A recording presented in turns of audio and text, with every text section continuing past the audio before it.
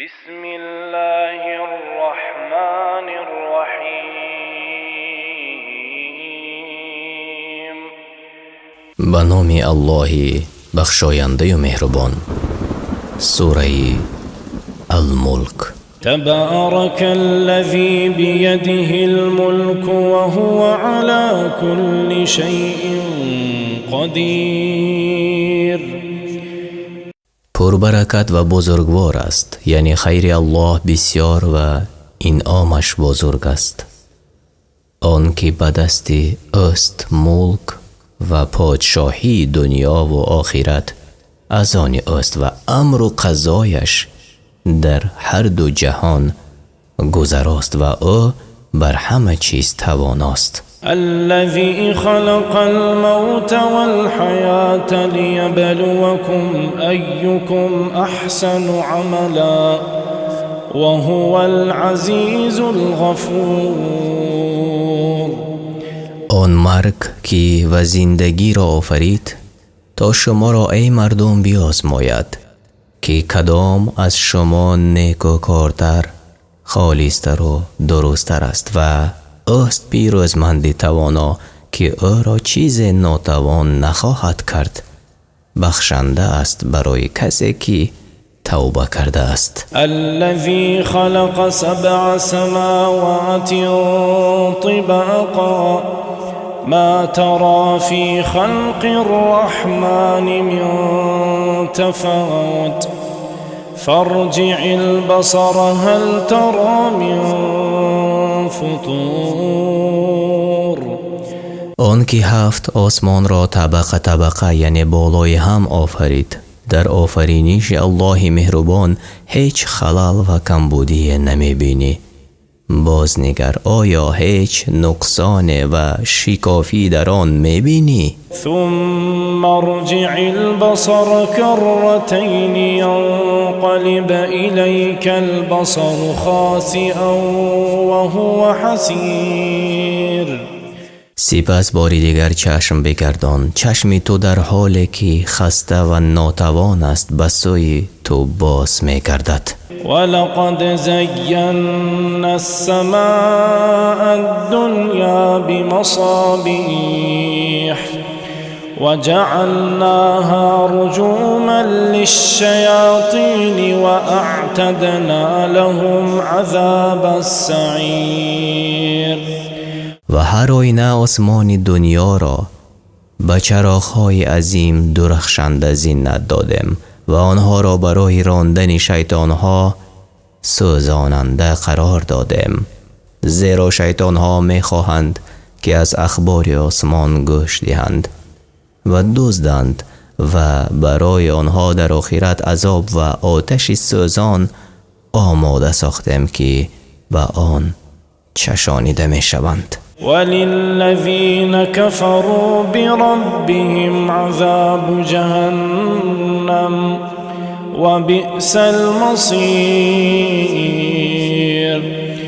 و برای کسانی که به پروردگارشان کافر شدند عذاب جهنم است و برایشان چی بد جایگاه است. اذا القوا فيها سمعوا لها شهيقا وهي تفور. هنگامی که در آن دوزخ انداخته شوند از آن آواز بی نهایت سختی بد وحشتناک می شنوند، در حالی که دوزخ بر آن جوش می زند. تكاد تميز من الغيظ كلما ألقي فيها فوج سألهم خزنتها ألم يأتكم نذير. از شدت خشم نزدیک است که دوزخ بر کافران پاره پاره شود. هرگاه که گروهی از آدمان در آن دوزخ انداخته می شوند، فرشتگان نگهبان آن دوزخ از آنها می پرسند آیا بیم دهنده به سراغ شما نیامد که از این عذاب شما را بیم نماید؟ قالوا بلا قد جاء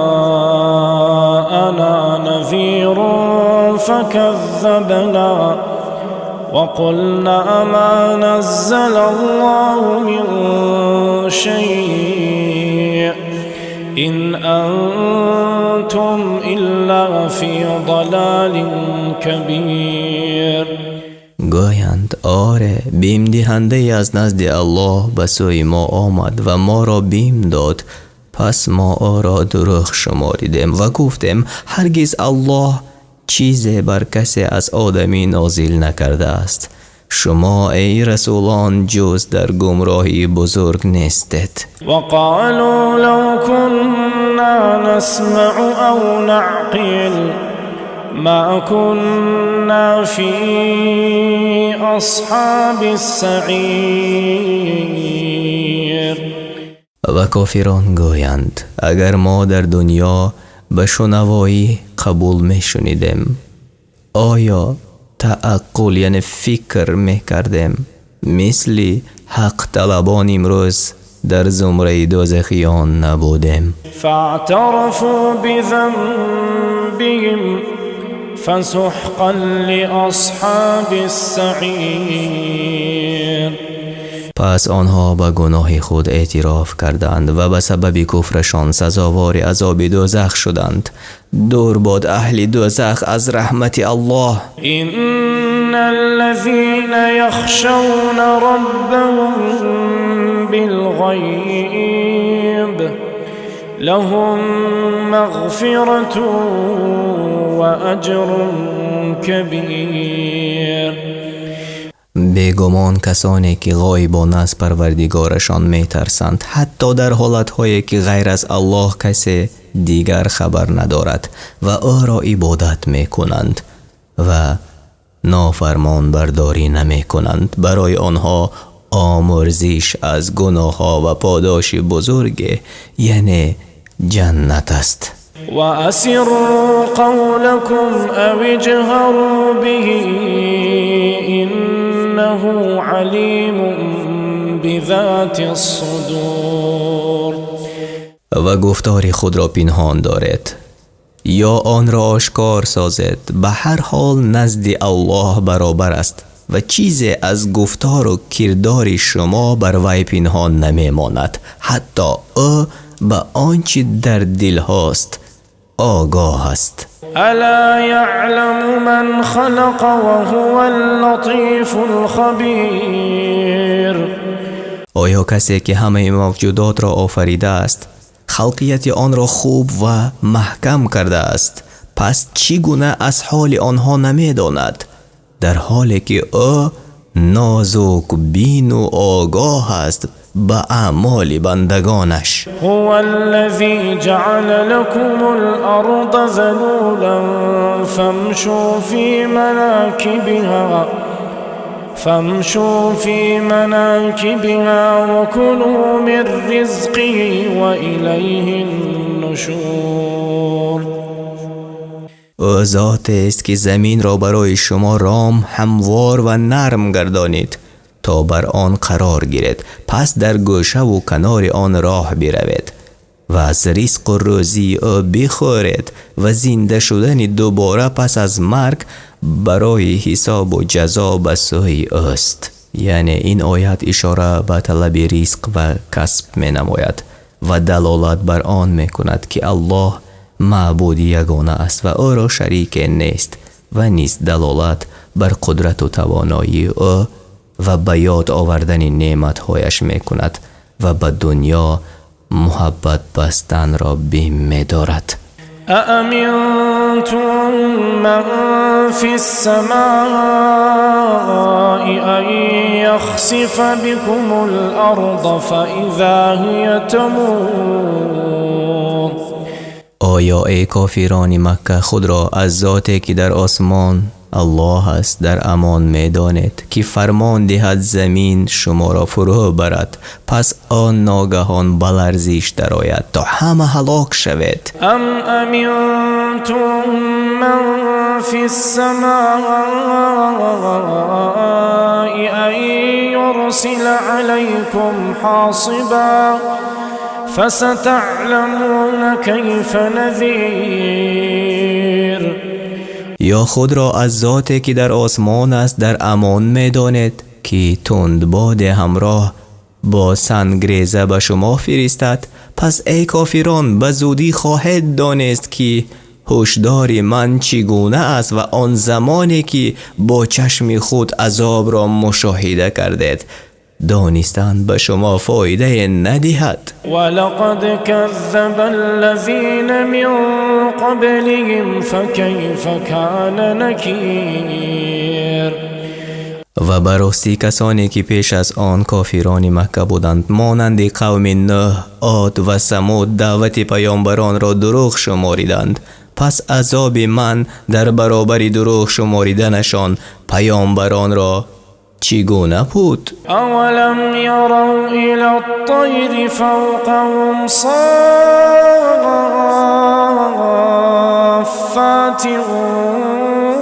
ويقبض ما يمسكهن الا الرحمن انه بكل شيء بصير. آیا این کافران بخبرند به پرندگانی که بر بالای سرشان است که گاه بالهای خود را می‌کشایند و گاه فرو می‌بندند؟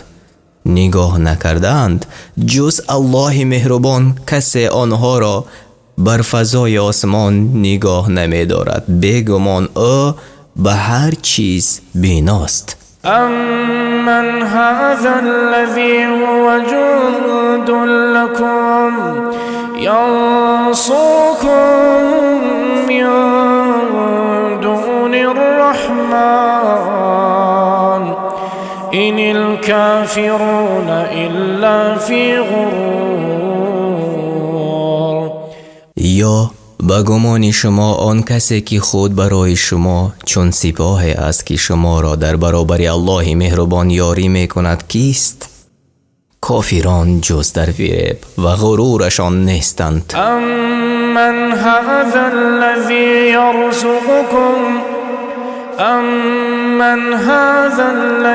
يرزقكم إن أمسك رزقا بل لجوا في عتو ونفور. یا کیست آن ذات که به شما رزق و روزی دهد اگر او رزق خود را به شما باز دارد؟ بلکه آن کافران در سرکشی و رمیدگی از حق محکم پیوستند، یعنی از حق نفرت و تکبر می‌ورزند و نه پند می‌گیرند و نه پیروی می‌کنند. افمن یمشی مکبا علی وجهه اهدی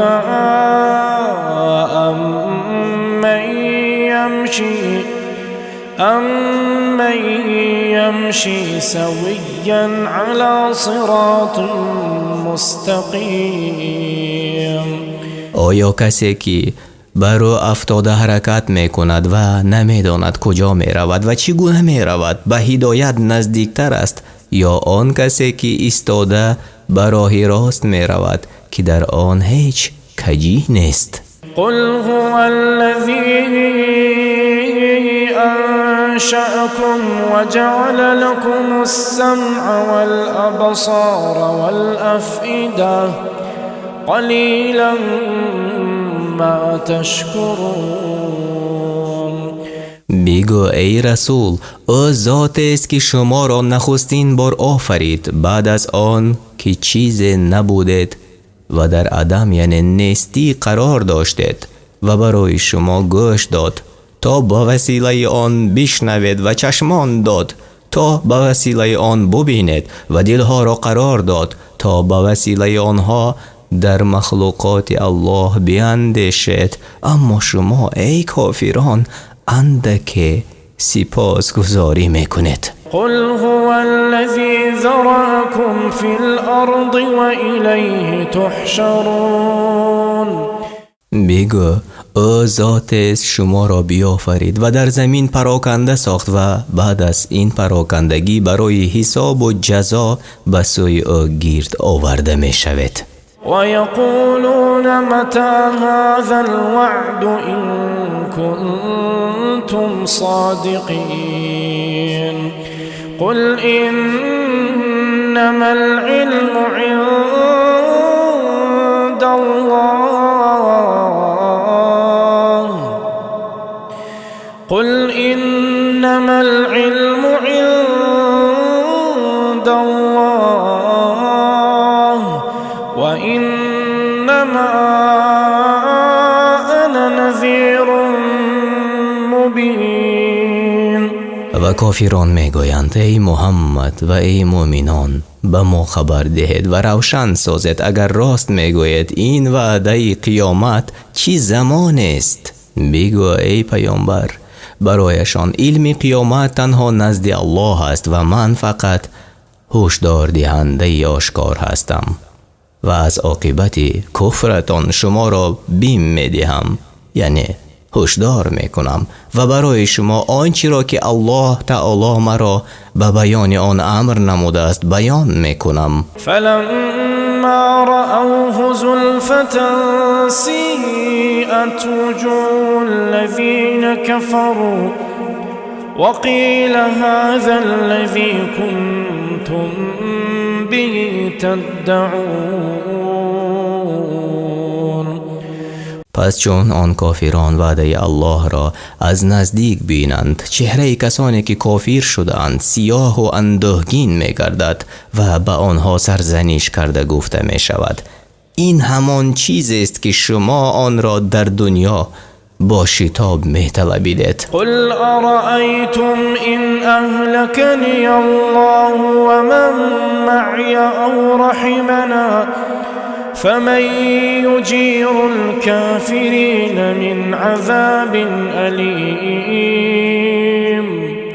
بگو ای رسول برای اینها یعنی کافران به من خبر دهید اگر الله مرا و کسانی که با من هستند هلاک کند همچنان که تمنا میکنید یا بر ما رحمت آورد و اجل ما را به تأخیر اندازد و از عذابش نگاه دارد پس چی کسی کافران را از عذاب دردناک پناه میدهد؟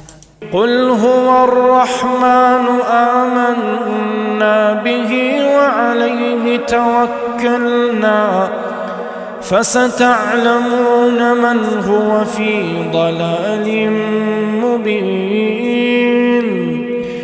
بگو او الله مهربان است به او ایمان آوردیم و به شریعت او عمل کردیم و بر او در همه امور زندگیمان توکل کردیم پس ای کافران به زودی خواهید دانست چی کسی در گمراهی آشکار است ما یا شما. قل ارأیتم ان اصبح ماؤکم غورا فمن یأتیکم بماء معین.